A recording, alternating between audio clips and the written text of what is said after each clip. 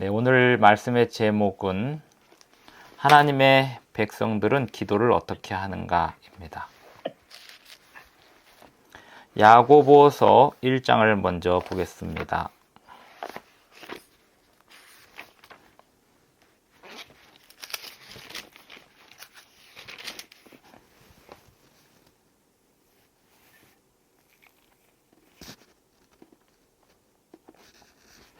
야고보서 1장 2절부터 보겠습니다. 내 형제들아, 너희가 여러 가지 시험을 당하거든 온전히 기쁘게 여기라. 이는 너희 믿음의 시련이 인내를 만들어내는 줄 너희가 알미라. 인내를 온전히 이루라. 이는 너희로 온전하고 구비하여 조금도 부족함이 없게 하려 함이라. 너희 중에 누구든지 지혜가 부족하거든 모든 사람에게 후히 주시고 꾸짖지 아니하시는 하나님께 구하라. 그리하면 주시리라. 오직 믿음으로 구하고 조금도 의심하지 말라. 의심하는 자는 마치 바람에 밀려 요동하는 바다 물결 같으니 이런 사람은 무엇이든지 주께 얻기를 생각하지 말라. 두 마음을 품어 모든 일에 정함이 없는 자로다. 1장 2절에 보면 내 형제들아, 너희가 여러 가지 시험을 당하거든 온전히 기쁘게 여기라. 왜냐하면 그 시험이 인내를 만들어내는 과정이 될 테니까, 이런 뜻입니다. 인내를 온전히 이루라. 어떻게 하면 인내를 온전히 이루냐면, 인내를 이루는 방법은 요한계시록 14장에 한번 보겠습니다.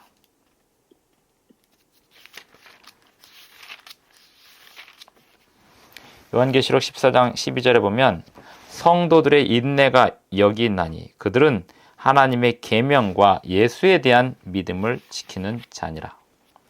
인내를 온전히 이룬다. 시험, 시련, 이것은 왜 오냐면 하나님의 백성들은 하나님의 계명을 순종하기 때문에 이 세상에서 환영받지 못하게 되어 있고, 그래서 시험이 오고 시련이 오는데, 그 시련이 올 때 인내를 온전히 이루어야 되는데, 인내를 온전히 이룬다는 것은 그 시련을 당할 때도 하나님의 계명을 지키고 예수님을 믿는 믿음, 예수님의 주신 믿음, 그것을 끝까지 붙들고 살아남는 것이 인내를 온전히 이루는 겁니다. 그래서 하나님 백성들은 하나님의 계명을 지키며 기도하고 예수님을 믿으며 기도합니다. 이 세상에 사는 동안 이 세상은 사탄의 세상이기 때문에 요한복음 8장 44절을 보겠습니다. 요한복음 8장 44절에 나온 대로 이 세상은 사탄의 세상이기 때문에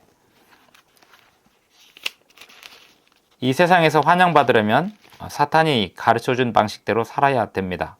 8장 44절에 보면 너희는 너희 아비 마귀에게서 났으니 너희 아비의 욕심대로 너희도 행하고자 하느니라. 그는 처음부터 살인한 자요 진리가 그 속에 없으므로 진리에 서지 못하고 거짓을 말할 때마다 제 것으로 말하나니 이는 그가 거짓말쟁이요 거짓의 아비가 되었음이라. 이 세상은 사탄의 세상이기 때문에 이 세상에서 우리는 환영받을 것을 기대할 수 없습니다. 그래서 하나님 백성들이 이 세상에 살면서 하나님의 계명을 지키며 살려면 시련을 당하게 되고 시험을 받게 되는데, 그럴 때마다 기쁘게 여기고 온전히 인내를 이루라고 말씀하고 있습니다. 요한복음 16장 2절에 보면 사람들이 너희를 출교할 뿐 아니라 때가 이르면 무릇 너희를 죽이는 자가 생각하기를 이것이 하나님을 섬기는 일이라 하리라. 하나님을 섬기는 일이라고 사람들이 생각하면서 하나님의 백성들을 출교하고 죽이게 될 것이다. 이렇게 말하고 있는 겁니다. 왜 하나님 백성들이 출교를 당하고 죽이게 될까요? 그들은 이 세상에 성령의 능력을 증거하기 때문입니다. 성령의 능력이란 8절에 보면 16장 8절에 보면 그가 와서 죄에 대하여 의에 대하여 심판에 대하여 세상을 책망하시리라. 성령께서 하시는 일은 세상을 책망하시는 일입니다. 죄에 대하여라 하면 그들이 나를 믿지 아니하며 예수님을 믿지 않는 것이 죄고요. 의에 대하여 하면 내가 아버지께로 가니 너희가 다시 나를 보지 못하며 예수님께서 하늘에서 우리를 위하여 중보하시는 그 모든 것이 의이고 하늘 아버지 보좌 옆에 곁에 서 계신 게 의이고요. 심판에 대하여라 하면 이 세상의 임금이 심판을 받았습니다. 이 세상이 사탄의 세상이기 때문에 그 사탄이 심판을 받을 것을 우리는 세상에 선포하고 살아가는 사람들로서 이 세상에서 환영받을 수가 없는 것입니다. 그러니 시련을 당하게 되어 있고 그 시련의 주제는 항상 하나님의 계명이 될 것입니다. 예수님을 믿는 믿음을 흔들어 놓는 게 시련의 목적이 될 것입니다.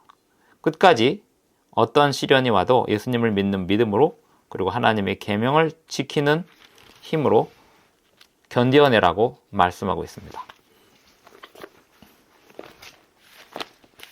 다시 야고보서 1장에서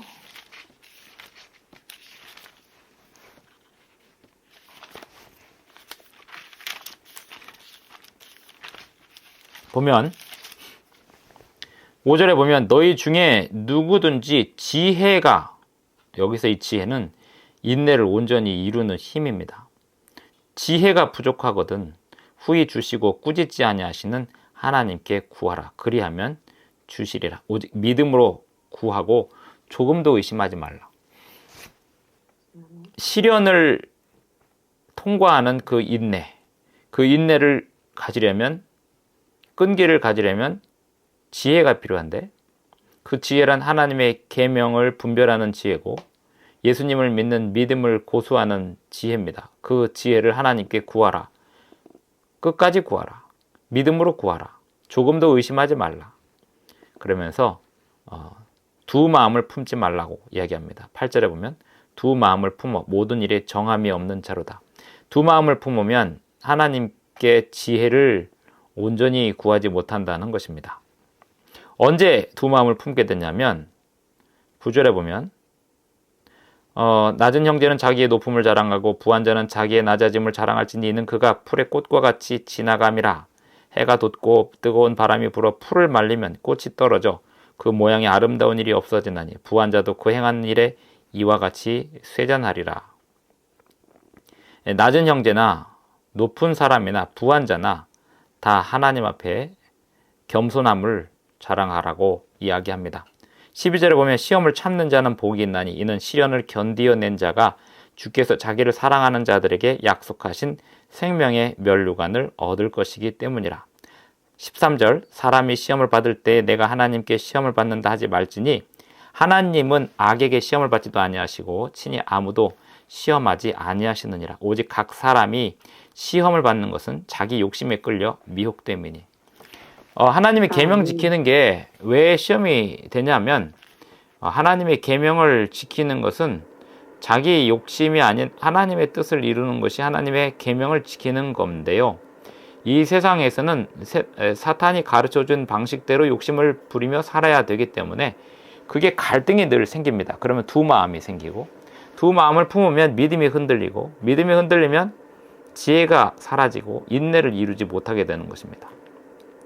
15절 욕심이 잉태한 즉 죄를 낳고 죄가 장성한 즉 사망을 낳느니라. 내 사랑하는 형제들아 속지 말라. 온갖 좋은 은사와 온전한 선물은 다 빛들의 아버지께로부터 내려오는 거지 다른 근원이 없다는 것입니다. 그는 변함도 없으시고 회전하는 그림자도 없으시니라. 그가 그 피조물 중에 우리로 한 첫 열매가 되게 하시려고 자기의 뜻을 따라 진리의 말씀으로 우리를 낳으셨느니라. 두 마음을 품는 사람들은 어떤 사람들이냐면 비교하는 사람들이에요. 낮은 형제, 높은 형제. 19절 낮은 형제는 자기의 높음을 자랑하고 부한 자는 자기의 낮아짐을 자랑할지니. 낮은지 높은지 부한지 가난한지 이것은 다 상대적인 거거든요. 그 상대적인 것, 낮은 형제가 자기가 낮다고 불평하지 말고 부하다고 자기가 부하다고 자랑하지 말라는 겁니다. 자기가 부하다고 느끼거나 낮다고 느끼거나 이것은 다른 사람과 나를 비교해서 일어나는 현상이에요. 그래서 그렇게 비교하면 두 마음이 생기고 그렇게 비교하는 것 자체가 세상 욕심이 나를 지배하고 있는 상황이고, 그러니 온갖 좋은 은사와 온전한 선물 17절에서 온전한 선물이 다 위로부터 오직 빛들의 아버지께로부터 내려오나니 그는 변함도 없으시고 회전하는 그림자도 없으시다 했습니다. 19절 내 사랑하는 형제들아 너희가 알지니 사람마다 듣기는 속히 하고 말하기는 더디하며 성내기도 더디하라. 무엇을 들어야 될까요? 성경 말씀을 들어야 되겠죠. 그리고 성령의 음성을 들어야 되겠죠. 말하기는 더디하며, 이 말하는 것은 내 주장을 말하는 건 더디하고, 성낼 일은 더더욱 없어야 하겠습니다. 사람이 성내는 것이 하나님의 의의를 이루지 못함이라. 그러므로 모든 더러운 것과 넘치는 악을 내버리고 너희 영혼을 능히 구원할 바 마음에 심어진 말씀을 온유함으로 받으라. 이게 듣기를 속히 하는 거고요. 너희는 말씀을 행하는 자가 되고 듣기만 하여 자신을 속이는 자가 되지 말라. 누구든지 말씀을 듣고 행하지 아니하면 그는 거울로 자기의 생긴 얼굴을 보는 사람과 같아서 제 자신을 보고 가서 그 모습이 어떠했는지를 곧 잊어버리거니와 자유롭게 하는 온전한 율법을 들여다보고 있는 자는 듣고 잊어버리는 자가 아니요 실천하는 자니 이 사람은 그 행하는 일에 복을 받으리라. 자, 오늘 이 야고보서 1장을 지금 읽고 있는데요. 이 야고보서 1장의 내용을 종합하면 이겁니다. 하나님 백성들은 어떻게 기도하는가? 인내를 만들어내기 위해서 기도를 합니다. 시련과 시험이 오거든 기쁘게 여기고 그것을 가지고 인내를 만들어내기 위해서 기도하는데 무엇을 구하냐면 지혜를 구한다는 겁니다. 그런데 이 지혜를 구하는 것을 방해하는 게 뭐냐면 다른 사람과 나를 비교하는 것입니다. 의심이 그런 데서 생기는 것이고요. 그리고 오직 좋은 것은 오직 빛들의 아버지께로부터 내려온다는 사실을 생각하지 못하고 이 세상에서 뭔가 좋은 것을 얻어보려고 하면 우리는 두 마음을 품게 된다는 것입니다. 그래서 하나님 백성들은 어떻게 기도하는가 하면 인내하면서 인내를 온전히 이루기 위하여 기도한다는 것입니다. 하나님의 말씀을 행하는 자, 그리고 자신을 속이는 자가 되지 않고 말씀을 듣고 행하는 자가 된다는 것입니다. 24절, 제 자신을 보고 가서 그 모습이 어떠했는지를 곧 잊어버리는 그런 사람이 되지 말고 25절, 자유롭게 하는 온전한 율법을 들여다보고 있는 자는 듣고 잊어버리는 자가 아니요 실천하는 자니. 그러니 야고보서에서 시험을 만나거든 기쁘게 여기라. 왜냐하면 그것은 인내를 만들어낸다. 인내를 만들어내기 위해서는 지혜가 필요하다. 그러므로 지혜를 구하라. 어떻게 구하냐면 믿음으로 구하라. 그렇게 믿음으로 구하는 가운데 비교하지 마라. 다른 사람과 나를 비교하지 마라. 내가 다른 사람보다 낫다고 생각하나 부하다고 생각하나 이런 비교하지 마라. 그리고 세상에서 어떤 좋은 거를 얻어보려고 하는 그런 관심 갖지 마라. 오직 하나님께서만 좋은 것을 주시는 분이니 속지 마라. 이렇게 하면서 세상에 주는 욕심에 빠져들지 마라 하면서 하나님 백성들은 어떻게 기도하냐? 결국 기도를 실천한다는 것입니다. 자유롭게 하는 온전한 율법을 들여부터 보고 있는 자는 듣고 잊어버리는 자가 아니요 실천하는 자니. 기도는 실천입니다. 기도를 실천하라는 말이 있습니다. 그러니까 기도를 실천한다는 것은 기도를 많이 하라는 그런 의미가 아니고 내가 기도하는 내용이 실천으로 이루어져야 된다는 거죠. 뭘 기도하라고 했죠? 지혜를 구하라고 했잖아요. 그리고 마태복음 6장을 보시겠습니다.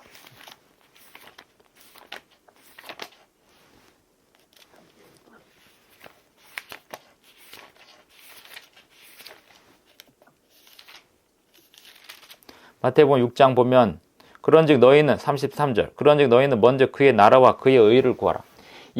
야고보서 1장에서 인내를 온전히 이루기 위해서 지혜를 구하라 했습니다. 그러면 지혜를 구한다는 것은 기도를 실천해야 되는데 지혜롭게 살아야 되는 거죠. 근데 그 지혜롭게 사는 게 뭐예요? 하나님의 계명을 지키는 겁니다. 33절에 보면 하나님의 나라와 하나님의 의를 구하라 라고 기도했습니다. 하나님의 나라를 위해서 기도하라는 것입니다. 하나님의 의를 위해서 기도하는 것입니다. 근데 그리고 그 기도는 실천이 돼야 된다는 거죠. 그게 시련을 이기는 힘입니다. 하나님의 계명을 지키며 예수의 믿음을 가진 자들, 성도들은 기도를 하면서 그 기도를 실천하는 사람들이에요.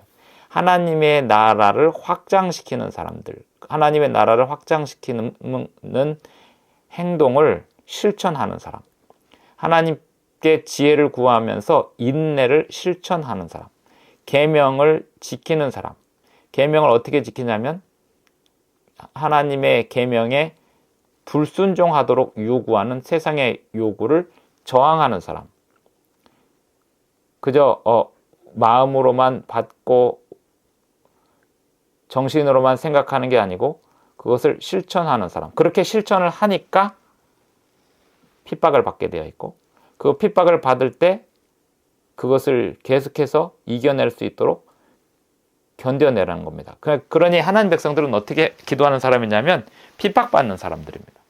어떻게 핍박을 받냐면 이 사람들은 온유하기 때문에 핍박받아요. 성내기 때문에 핍박받는 게 아니고 온유하다는 이유로 핍박을 받습니다. 하나님의 계명을 어기라는 명령을 받을 때 성내지 않아요. 잠자코 있습니다. 예수님께서 핍박을 받으신 이유가 잠자코 있었기 때문입니다.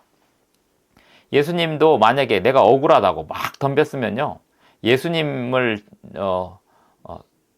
그 주변에 있는 사람들 중에 예수님에 대하여 어떤 새로운 인기가 생겨났을 거예요. 그러나 예수님은 자기가 그 재판정에서 도수장으로 끌려가는 양처럼 그냥 잠자코 계셨습니다. 그게 사람들의 화를 더 돋궜어요. 사람은 잠자코 있으면 더 돋구게 돼 있어요. 누군가로부터 괴롭힘을 당할 때 그걸 잠자코 당하면 나를 괴롭히는 사람들이 늘어납니다. 그런데 내가 막 힘으로 대응을 하면 내 편이 생겨요. 야고보서에서는 성내지 않는 게 실천하는 것입니다.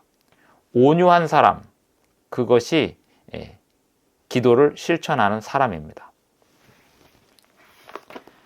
사무엘상을 보겠습니다. 사무엘상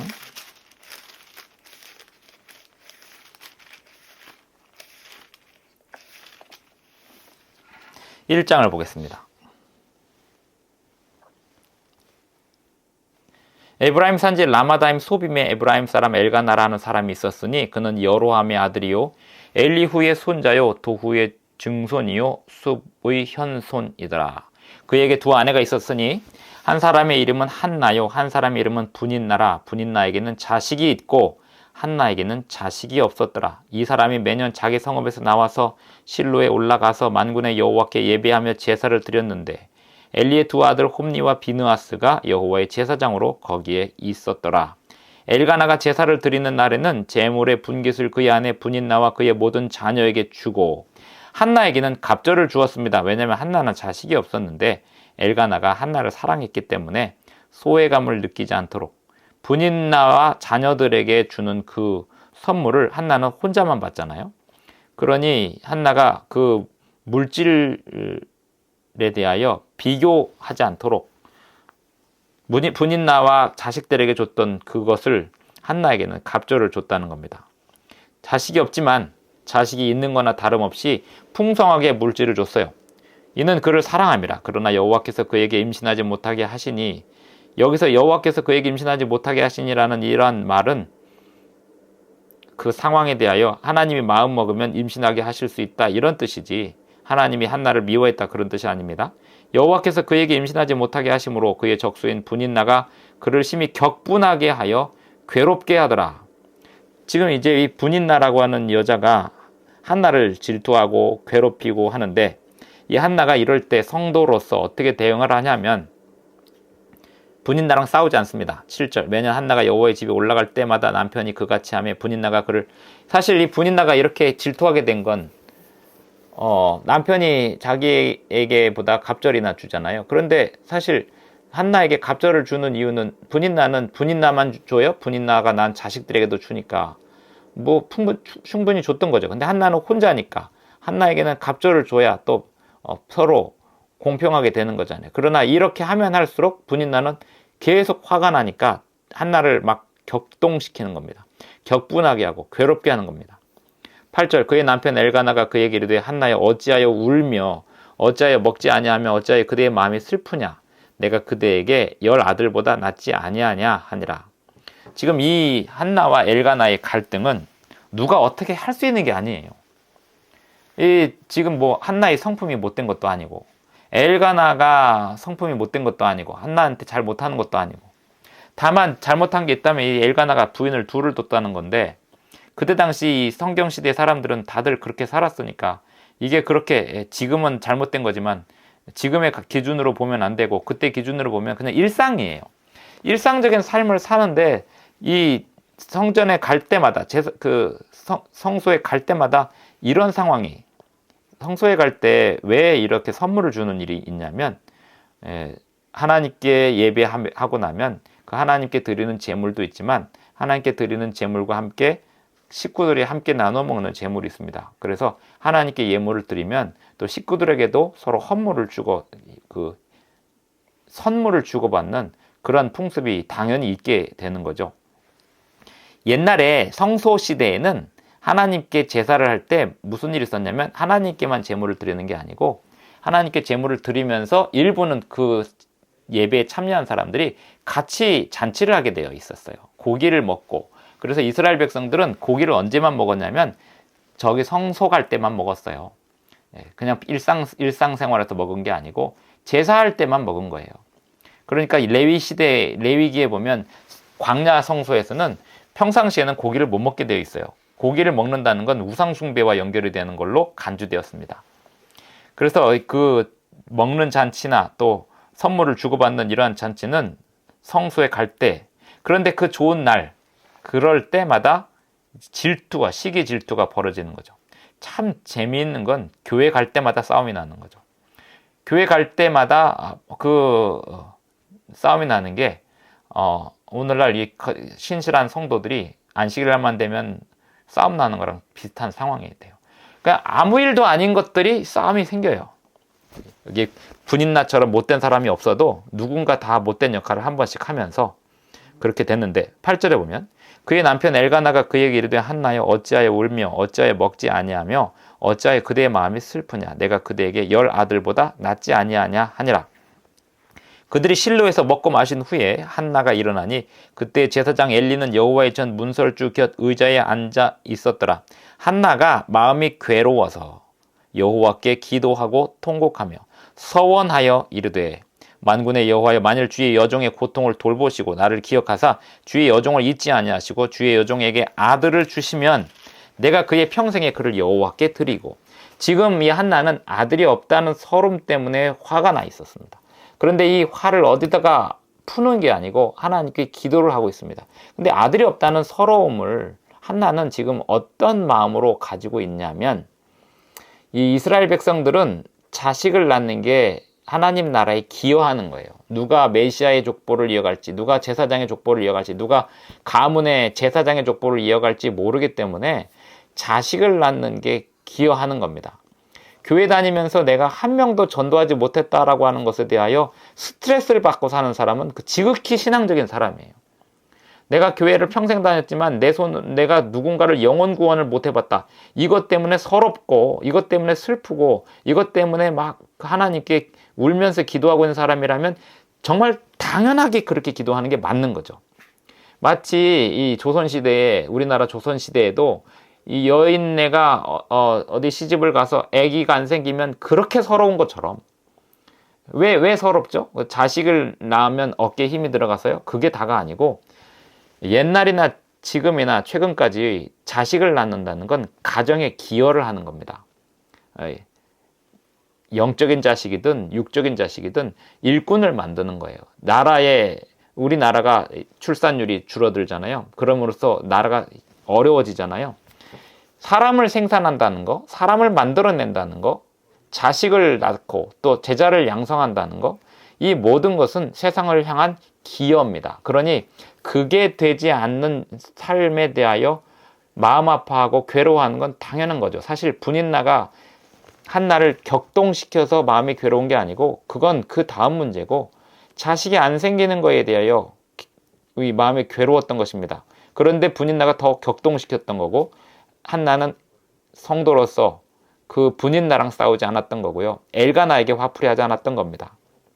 그러면서 하나님께 기도하기를 나에게 자식을 주시면 그 자식을 하나님께 사사로서 온전히 바치겠습니다. 삭도를 그의 머리에 대지 않겠습니다 라는 말은 삼손처럼 하나님께 사사로 드리겠습니다.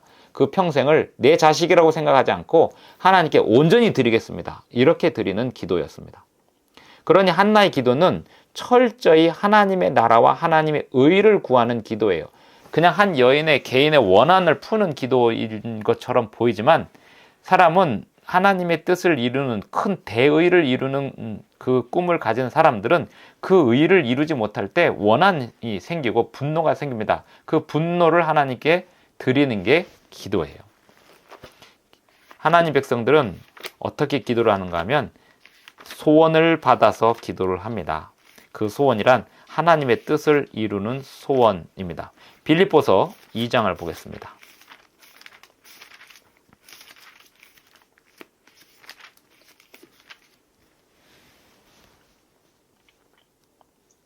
빌립보서 2장 12절 그러므로 나의 사랑하는 자들아 너희가 나 있을 때뿐 아니라 더욱 지금 나 없을 때에도 항상 복종하여 어디에 복종해요? 하나님의 계명에 복종하여 두렵고 떨림으로 어떻게 두렵고 떨리죠? 인내를 하니까요. 인내는 왜 인내를 하죠? 복종하지 못하도록 위협하고 협박하고 유혹하는 사탄의 공격을 막아내고 견뎌야 되니까 두렵고 떨린 거죠. 그렇게 해서 구원을 이루는 건데 구원을 어떻게 이루냐면 13절 너희 안에서 행하시는 이는 하나님이시니 자기의 기쁘신 뜻을 위하여 너희에게 소원을 두고 행하게 하신다. 이게 구원이라고요. 홀로 어디 그냥 숨어갖고 말씀만 보고 그렇게 사는 게 구원이 아니고 하나님께서 우리에게 소원을 넣어주시는데 그 넣어주시는 그 소원을 이루어내는 거예요. 한나는 어떤 소원을 받았냐면 자식을 낳아야 된다는 소원을 받았어요. 아브라함과 이삭과 야곱 가문도 마찬가지죠. 하나님이 아브라함에게 아들 주시겠다고 했는데 아들을 계속 안 줘요. 아들이 안 생겨요. 그러니까는 아브라함이 왜 안 생기지 하고 계속 기대를 합니다. 그건 안 생기니까 이제 엘리에셀이 자신의 자식이라고 생각했는데 하나님이 네 몸에서 분명히 날 거다라고 얘기하니까 그리고 안 생기니까 이스마엘을 낳고 이스마엘이 내 자식이라고 그렇게 또 생각을 했는데 그게 아니죠. 하나님이 아브라함의 몸에서 난다고 하는 얘기는 아브라함과 사라의 사이에서 난다는 얘기지 첩을 둬서 난다는 얘기가 아니었거든요. 그러니 그걸 견디고 인내하고 기대하며 하나님이 주신 소원을 잊지 않고 살아야 했습니다. 그렇게 잊지 않고 살아야 했는데 어느 날 거의 잊어버릴 쯤 되었을 때 아브라함에게 약속을 주시고 이삭을 주셨잖아요. 근데 이삭도 마찬가지였어요. 40살에 결혼하고 부인이 애가 안 생겨갖고 기도를 했는데 아들을 60살에 낳았습니다. 20년 동안 기도했다는 뜻이죠. 하나님이 우리에게 뭔가를 하라고 하시고 아무 일도 일어나지 않아요. 왜냐하면 우리가 그걸 바라는지 기다리고 계세요. 하나님 우리에게 소원을 주시고 그걸 행하게 하십니다. 그게 구원이에요. 그게 기도를 실천하는 겁니다. 기도를 실천한다는 것은 하나님의 나라와 의를 위하여 하나님이 우리에게 넣어주신 그 소원이 있는데 그 소원을 이루어 달라고 하나님이 바라셔서 우리에게 넣어주셨는데 아무 일도 일어나지 않는 상황에서 우리가 그걸 이루어 달라고 간절히 기도하는 게 그리고 그것을 이루기 위하여 하나님의 뜻에 맞게 계속해서 기다리고 하나님의 뜻에 맞게 행동하는 것 그것이 기도를 실천하는 거라는 것입니다. 사무엘상 1장으로 다시 돌아가서 1장 12절 그가 여호와 앞에 오래 기도하는 동안에 엘리가 그의 입을 본즉 한나가 속으로 말하고 있었습니다. 왜냐하면 이 여인으로서 그 자신의 서러움을 다 소리내서 기도할 수가 없었기 때문에 그리고 나서 이 엘리에게 하나님께서 영감을 주셔서 그 소원이 이루어질 거라고 이야기를 하고 21절에 보면 그 사람 엘가나와 그의 온 집이 여호와께 매년 제와 20절 한나가 임신하고 때가 이름에 아들을 낳아 사무엘이라 이름하였으니 이는 내가 여호와께 그를 구하였다 함이더라. 이렇게 하고 나서 22절에 보면 오직 한나는 올라가지 아니하고 이 예배하러 올라갈 때마다 이 한나는 따라가지 않습니다. 아이를 젖대기까지는 내가 올라가지 않겠다고 하고 그의 남편에게 이르되 아이를 젖대거든 내가 그를 데리고 가서 그러니까는 왜 데리고 가지 않냐면 자기가 아이를 옛날 교회 갈 때는 뭐 차 타면 2시간 가고 그렇게 가는 게 아니고 아주 오랜 시간 가야 되니까 아기를 데리고 젖을 먹는 아기를 데리고 성소에 가는 게 어울리지가 않았습니다. 그 성소에 가게 된다면 이 애가 걸어갈 수 있는 나이가 돼야지 성소에 가는 거죠. 그런데 걸어갈 수 있는 나이가 돼서 성소에 첫 발을 디디면 그때는 그걸로 빠이빠이 하는 거거든요. 한나는 자기가 하나님께 서원한 내용을 실천하기 위해서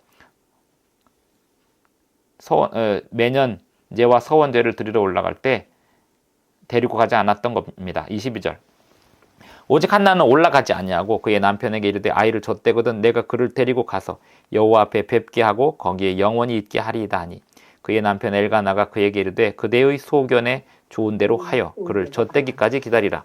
여기서 소견에 좋은 대로라는 말이 나와요. 소견에 좋은 대로가 이게 좋은 말이 아니었어요. 사사기에 보면 사사기 21장에 보겠습니다. 사사기 21장에 보면 마지막 절에 보면 그때에 이스라엘에 왕이 없으므로 사람이 각기 자기의 소견에 오른 대로 행하였더라. 그러니까 사사기 시대의 특징이 뭐냐면 제각기 자기 소견에 오른 대로 행했어요. 그렇게 자기 소견에 오른 대로 행하는데 이 한나도 자기 소견에 오른 대로 행했던 거예요. 그러나 사사기 시대에 그 사람들이 자기 소견에 오른 대로 행했던 그거하고 한나가 자기 소견에 오른 대로 행했던 그거하고 완전히 달랐습니다. 여기 다시 사무엘상으로 돌아와서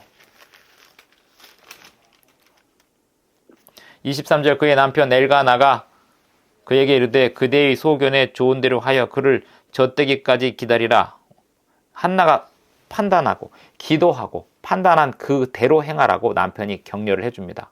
근데 한나가 판단하고 그대로 행하는 게 하나님 보시기에 맞았던 이유는 사사기 시대의 사람들은 다 자기의 욕심에 끌려 미혹되면서 하나님도 믿고 살았던 거고 한나는 하나님께 모든 것을 다 걸었던 거예요.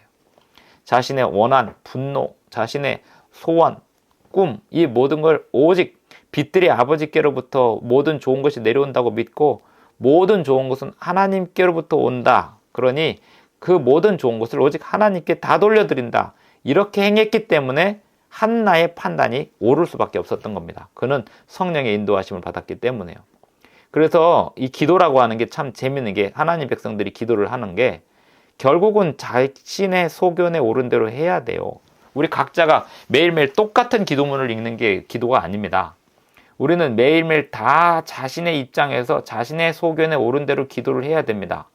그런데 자기의 소견에 오른 대로 기도를 하는데 어떤 기도는 한나의 기도고 어떤 기도는 이스라엘 백성들처럼 이상한 기도를 하고 있는 거죠. 왕을 달라고 기도를 하고 고기를 달라고 기도를 하고 이렇게 이상한 이 기도를 하고 있는 거죠. 그래서 24절 젖을 뗀 후에 그를 데리고 올라갈새 수소 3마리와 밀가루 1에바와 포도주 1가죽부대를 가지고 실로 여호와의 집에 나아갔는데 아이가 어리더라. 그들이 수소를 잡고 아이를 데리고 엘리에게 가서 한나가 이르되 아까도 얘기했죠. 이스라엘 백성들은 항상 고기를 언제만 먹었다고요? 성전 갈 때, 성소 올라갈 때만 먹었다고요. 그때 잔치를 벌이는 거예요. 26절 한나가 이르되 내 주여 당신의 사심으로 맹세하나이다. 나는 여기서 내 주 당신 곁에 서서 여호와께 기도하던 여자라. 사실 엘리는 잊어버렸을 거예요. 뭐 많은 사람들이 왔다 갔다 했으니까요. 한나는 자신이 기도한 걸 기억하고 있는 사람이에요. 그리고 실천하는 사람이에요. 야고보서 1장에서 우리가 시련을 만나거든 온전히 기쁘게 여기라. 그리고 지혜를 구하라고 했습니다. 근데 사람은 시련을 만나면 지혜를 구하고 시련이 통과되면 자신이 뭘 구했는지도 잊어버려요. 하나님 백성들은 간절하게 기도하고 그걸 기억하는 사람입니다. 그리고 그것이 이루어질 때까지 실천하는 사람입니다. 25절 그들이 수소를 잡고 아이를 데리고 엘리에게 가서 한나가 이르되 내 주여 당신의 사심으로 맹세하나이다. 나는 여기서 내 주 당신 곁에 서서 여호와께 기도하던 여자라. 이 아이를 위하여 내가 기도하였더니 내가 구하여 기도한 바를 여호와께서 내게 허락하신지라. 그러므로 나도 그를 여호와께 드리되. 와, 이게 진짜 기도예요. 하나님이 내 기도를 들어주셨고 나도 하나님께 내 기도를 실천합니다. 이게 하나님 백성들이 기도하는 겁니다. 그러므로 나도 그를 여호와께 드리고 그의 평생을 여호와께 드리나이다 하고 그가 거기서 여호와께 경배하니라. 그런데 이 한나가 자기 아이를 맡긴 이 성전의 상황이 어땠냐면 제사장이 엘리였는데 12절에 보면 엘리의 아들들은 행실이 나빠 여호와를 알지 못하더라. 13절 그 제사장들이 백성에게 행하는 관습은 이러하니 곧 어떤 사람이 제사를 드리고 그 고기를 삶을 때 이스라엘 백성들은 성전에 갈 때만 고기를 먹었는데 이 성전 시대에는 그런데 그 제사장들의 아들들은 성전에서 예배할 때 드리는 그 고기가 관심이 있었던 사람이고 예배에는 관심이 없었던 사람들입니다. 그래서 엘리의 아들들이 행실이 얼마나 나빴냐면 그 고기를 익기도 전에 내놓으라고. 나는 그 육회를 좋아하는데 이렇게 하면서 막 뺏어 먹고, 그러니까 이 사람들이 좀 기다렸다가 제사를 드린 다음에 먹으라고 해도 아니라고, 그거 먼저 달라고 해서 막 뺏어 먹는 그런 상황이 벌어지고 있었어요. 17절. 이 소년들의 죄가 여호와 앞에 심히 크면 그들이 여호와의 제사를 멸시함이었더라. 18절. 사무엘은 어렸을 때 세마포 에봇을 입고 여호와 앞에서 섬겼더라. 22절. 엘리가 매우 늙었더니 그의 아들들이 온 이스라엘에게 행한 모든 일과 회막문에서 수종드는 여인들과 동침까지 합니다. 이러니 사무엘이 뭘 보고 배우겠어요, 여기서. 그런데 그때 당시에 소문이 파다했을 거예요. 그 제사장들의 아들들이 얼마나 못된 아들들인지 다 알았을 겁니다. 그런데 한나는 그게 아무런 문제가 안 됐습니다. 한나는 오직 자신의 개인의 소견에 오른 대로, 사사기 시대의 이스라엘 백성들이 대부분 다 사탄의 욕심을 따라 자기의 소견에 오른 대로 하나님께 자기가 필요하면 구하고 자기가 필요 없으면 하나님을 버리고 이렇게 살던 사람들이었지만, 한나는 오직 모든 것을 하나님께 구하고 하나님께 모든 것을 드리는 신앙을 하면서 자신의 소견에 오른 대로 행했는데 그게 하나님 뜻에 맞았던 거고, 그러다 보니 엘리의 아들들이 그렇게 불량한 자들이었음에도 불구하고 제사장의 아들들이 역시 제사장들이었는데 그 제사장들이 불량한 아들들이었음에도 불구하고 자신의 아들을 그 제사장들이 살고 있는 그곳에 맡길 수 있었던 것은, 한나는 사람을 보지 않고 하나님을 보았으며 하나님께 한 약속을 성실하게 실천하는 사람이었다는 것입니다. 우리가 이 세상을 바라보면 기도 실천하기 어렵습니다. 11조를 제대로 내겠다, 건축원금을 제대로 내겠다, 이렇게 하나님께 서원을 했는데 교회에서 11조 횡령 사건이 나오고 그 건축원금을 가지고 사람들이 뭐 엉뚱한 데 쓰고 이러면, 이런 게 눈에 보이면 내가 이거 헌금을 여기다가 해야 되나, 이런 생각이 들 거예요. 내가 교회를 열심히 헌신하고 봉사하겠다고 하는데 직원애가 이상한 짓을 하고 있고 지도자들이 이상한 짓을 하고 있으면 내가 이 교회에 이런 데도 불구하고 헌신을 할 건가? 한나는 그렇게 생각하지 않았습니다. 한나는 오직 하나님만 봤습니다. 그리고 하나님께 자기가 드린 기도를 실천하는 사람이었습니다. 하나님 백성들은 어떻게 기도하는 사람들인가 하면 사람들을 보지 않는 거예요. 교회 안에 있는 사람이나 교회 밖에 있는 사람이나 똑같은 사람들이에요. 그러니 하나님 백성들은 오직 하나님만 바라보고 기도하고 하나님께 드린 기도를 실천하는 사람입니다. 어디서도. 교회에서도 실천하고 세상에서도 실천하는 사람들입니다. 너희는 먼저 그의 나라와 그의 의를 구하라. 그리하면 이 모든 것을 너희에게 더하시리라 할 때, 우리는 하나님 백성들로서 하나님의 나라를 구하는 일을 실천하며 사는 것입니다. 이제 사무엘상 2장 27절에 보면, 하나님의 사람이 엘리에게 와서 그에게 이르되 여호와의 말씀이 너희 조상의 집이 애굽에서 바로의 집에 속하였을 때 내가 그들에게 나타나지 아니하였느냐. 이스라엘 모든 지파 중에서 내가 그를 택하여 내 제사장으로 삼아 그가 내 제단에 올라 분향하며 내 앞에서 에봇을 입게 하지 아니하였느냐. 이스라엘 자손이 드리는 모든 화제를 내가 내 조상의 집에 주지 아니하였느냐. 너희는 어찌하여 내가 내 처소에서 명령한 내 제물과 예물을 밟으며 내 아들들을 나보다 더 중히 여겨. 엘리의 아들들의 죄는 고기를 좋아했던 죄고, 엘리의 죄는 자신의 아들들을 내치지 못한 죄입니다. 우유부단해갖고 자신의 아들들이 직장을 잃어버릴까봐 그냥 내버려 뒀어요. 그렇게 계속 하는데도 그러지 마라 라고 이렇게 말은 해도 말을 안 듣는데도 불구하고 내치지 않고 계속 내버려 둡니다. 그렇게 한 게 엘리의 죄였습니다. 엘리는 하나님을 믿는 사람이었고 착한 사람이었어요. 엘리는 굉장히 착한 사람이었습니다. 그런데 뭐가 문제였냐면 거절을 못하는 사람이었습니다. 자신의 아들들을 쳐내지를 못하는 사람이었습니다. 그것이 결국 하나님의 저주를 받는 상황이 되고, 그렇게 받았으면 그 다음에 엘리가 실천을 해야 되는데 그렇게 받고도 하나님의 뜻이 이루어지겠습니다 라고 하면서 끝내 또 쳐내질 않아요. 그렇게 하면서 이 전쟁이 벌어지게 되는데, 4장에 보면 사무엘의 말이 온 이스라엘에 전파되니라. 이스라엘은 나가서 블레셋 사람들과 싸우려고 에벤에셀 곁에 진치고 블레셋 사람들은 아벡에 진쳤더니 블레셋 사람들이 이스라엘에 대하여 전열을 벌이니라. 그 둘이 싸우다가 이렇게 해서 전쟁을 벌어지는데 이스라엘 백성들이 뭘 하자고 하냐면 언약궤를 가지고 나오자 그래요. 사람들이 기도할 때 성경 말씀을 가지고 기도하면 더 잘 들어주실 거다라고 이야기를 합니다. 예, 그것은요 실천이지. 성경 말씀을 기도에다 집어넣으면 하나님 얘가 기도를 더 잘하네 이런 개념이 아니라는 거죠. 언약궤를 가지고 전쟁터에 나가는데 언약궤마저 뺏겨버려요. 실천하지 않는 기도, 실천하지 않는 전쟁은 이렇게 적군에게 패배할 수밖에 없는 상황이다라고 교훈하고 있습니다.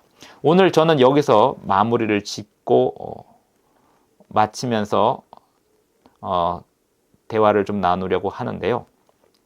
오늘 제목이 하나님 백성들은 어떻게 기도하는가 합니다. 하나님 백성들은 기도의 목적이 시련을 견뎌내는 겁니다.